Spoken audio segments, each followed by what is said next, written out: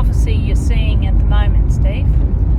Prophecy concerning Israel to watch at the moment is the peace treaty that they're talking about in September now. They're starting to say there'll be a peace treaty in September.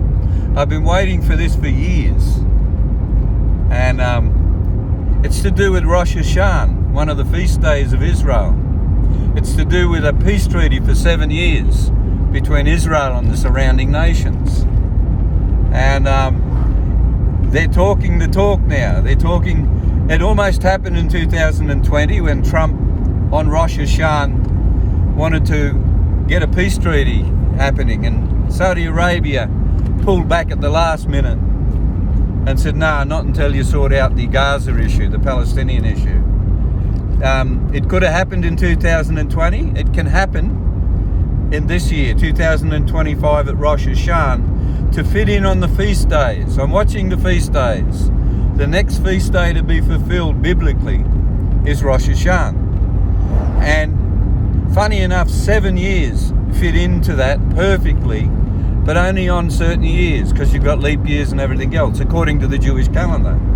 So I've watched 2020 come and go, and I thought, here we go, it nearly happened, but it didn't. Pulled out at the last minute. And now they're talking peace treaty in September. The surrounding nations like Qatar and Egypt and a few of the others are talking a 7-year peace treaty. Well, that's what we're talking about, according to the book of Daniel. A 7-year peace treaty on Rosh Hashanah. It fits in this year. Their calendar is circular. If it starts this year on Rosh Hashanah, a peace treaty, you go around the clock 7 years and you come out on atonement. And that's what we're looking for, perfectly. It doesn't happen every year, but it can happen in this 7-year cycle. I'm watching it very carefully. A peace treaty on Rosh Hashanah, September, whatever that date is in September,